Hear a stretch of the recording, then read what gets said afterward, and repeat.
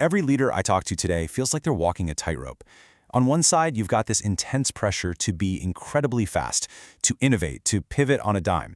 And on the other side, you have to be rock-solid reliable. If you lean too far one way or the other, you're in trouble. So the big question is, how do you find that perfect balance? That's exactly what we're going to break down today. So let me ask you something. Does this sound familiar? Maybe your team is just a whirlwind of activity. I mean, tons of energy, ideas flying everywhere, but everyone is just completely fried, constantly burned out. Or maybe it's the opposite. You're a well-oiled machine. You're consistent, you hit your numbers, but when the market takes a sharp turn, you're just too slow to react. This isn't just a small problem. It's the core challenge of leading in today's world. And that really brings us to this paradox, right? Be fast, be reliable. You have to be both. The market won't wait, and your customers expect nothing less than perfection. Getting this right isn't just about keeping the lights on anymore. It's how you actually get ahead of the competition. So how do we do it? Well, you can't navigate without a map, or better yet, a compass. And today, I'm going to share two really powerful tools I use to help leaders figure out exactly where their organization is right now, and more importantly, to understand what's really driving their performance.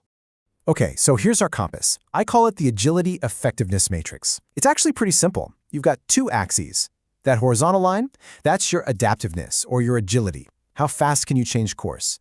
And the vertical line is your productivity or effectiveness. How well do you deliver results? Where your team lands on this grid tells you which of four very distinct zones you're operating in. But just knowing where you are on the map isn't enough, right? You have to know why you're there. And that's where our second tool comes in, the Iceberg Model. Think about it. The results you see every day, the project deadlines, the quarterly numbers, that's just the tip of the iceberg. The real power, the thing that's actually driving everything, is what's hidden below the surface. We're talking about your culture, your team's mindset, how safe people feel to take risks. If you only focus on the tip, you'll never change a thing.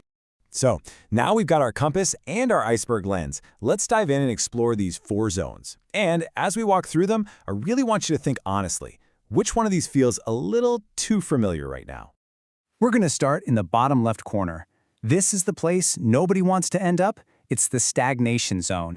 So what does this look like? It's low agility and low effectiveness. Ouch. Organizations here feel stuck. They're bogged down by bureaucracy. They're super resistant to change. Not only are they slow to move, but they're not even getting good results. You know the feeling. Endless meetings to make a simple decision, outdated ways of doing things, and just this general sense of being stuck in the mud. So what's happening underneath the water here? Well, on the surface, you're seeing things like customer service slipping or a total lack of new ideas. But the hidden drivers? That's where it gets interesting. It's usually a culture driven by fear, where nobody wants to stick their neck out. You've got employees who are just completely checked out and this deep-seated belief that this is how we've always done it.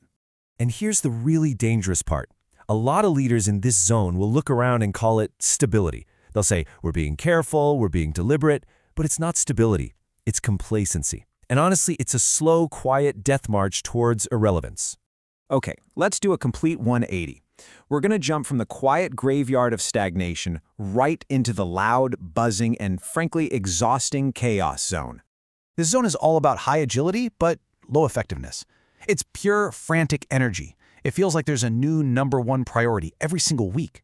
Everyone's busy, everyone's running around, but at the end of the month, you look back and wonder, what did we actually accomplish? It's a whole lot of motion without a lot of forward progress. On the surface, chaos can actually look kind of exciting. So much energy, so much activity. But when you look below the waterline, you see the true cost. Widespread employee burnout is a huge one. There's a total lack of focus, and your best people are stretched way too thin. Everyone's putting out fires, and nobody has time to actually prevent them.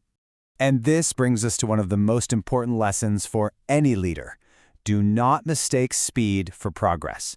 The chaos zone feels productive because everyone is moving fast, but it often comes at the expense of clear direction and, actually getting things done.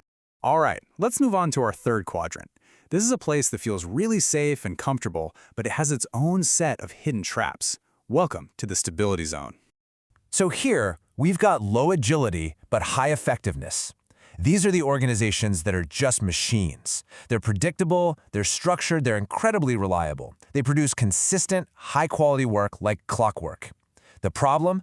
They are terrified of risk, and they find it almost impossible to adapt when the world shifts beneath their feet. And what's lurking beneath the surface of all that success? A deep, deep fear of failure. What looks like efficiency on top is often driven by a powerful resistance to change from below. It's that if it ain't broke, don't fix it mindset, which is the ultimate killer of innovation. So, we've seen what happens when you're too slow, too frantic, or too rigid, which of course brings us to the place we all want to be, the optimization zone. This is it, the top right quadrant. This is where high agility and high effectiveness meet. It's the sweet spot. Organizations here can be both fast and good.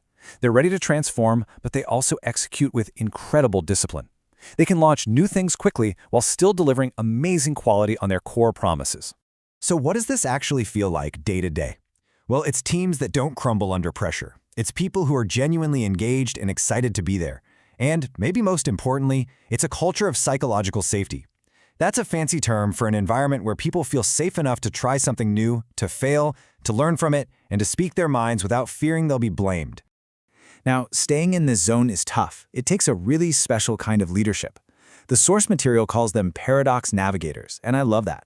They don't see it as a choice between discipline and creativity. They know how to nurture both at the same time. It's a constant balancing act, but man, is it a powerful way to lead. And that's our tour of the 4 zones. So now, the hard part. It's time to take this framework and use it as a mirror for yourself and your own organization. So I want you to really think about it. After hearing all this, where on this map are you guys really living? Are you stuck in stagnation? Are you burning out in chaos? Or are you maybe a little too comfortable in the stability zone? And don't just look at the surface stuff. Look at your iceberg. Because understanding those hidden cultural forces that are driving your results, well, that's not just the first step to getting better, it's the only way you'll ever navigate your way to optimization.